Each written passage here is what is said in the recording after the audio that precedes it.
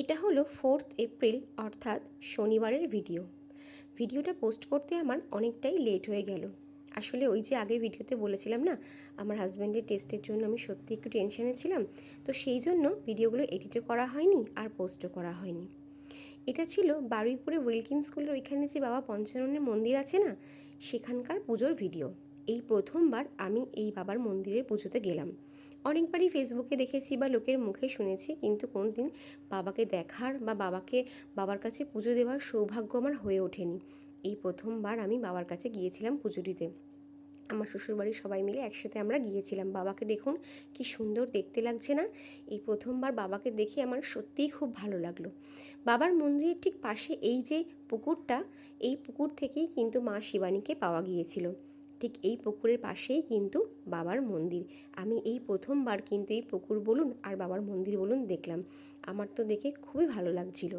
বাবার মূর্তির পাশে যে ছোট ছোট মূর্তিগুলো আছে, ওইগুলো কিন্তু যাদের মানত থাকে তারা ওই মূর্তিগুলো দিয়ে যায়। সবটাই অবশ্য ওখানে গিয়ে আমার শোনা কথা।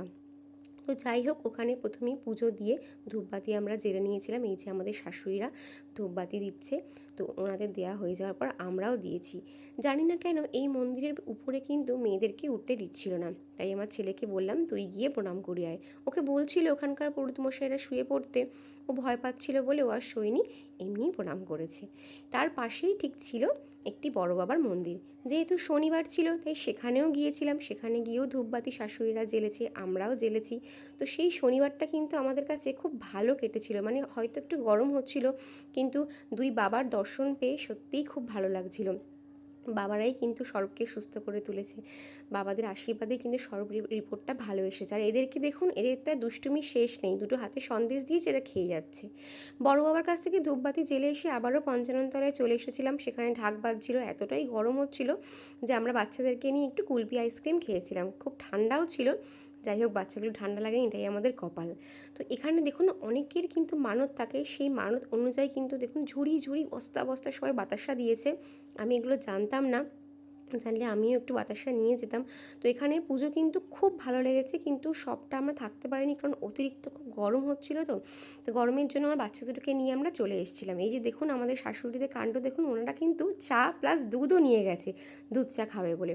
তো যাই হোক, সেই দিনই শনিবারটা কিন্তু আমাদের খুব ভালো কেটেছে। অতিরিক্ত গরম হয়, বাচ্চাগুলোকে নিয়ে কিন্তু আমরা আস্তে আস্তে টোটো করে বাড়ির দিকে চলে আসছিলাম। এই যে টোটো এসেও গেছে।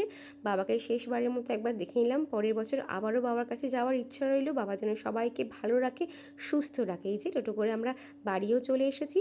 আর এসে আমাদের বাড়ির যে মা বাবা শিব দুর্গা, ওনাকেও প্রণাম করে আস্তে আস্তে আমরা বাড়ির দিকে ঢুকে পড়লাম। তো কেমন লাগলো ভিডিওটা অবশ্যই জানাবেন। নেক্সট দেখা হচ্ছে আবারও কোনো ব্লগে। ভালো থাকবেন, সুস্থ থাকবেন, ধন্যবাদ।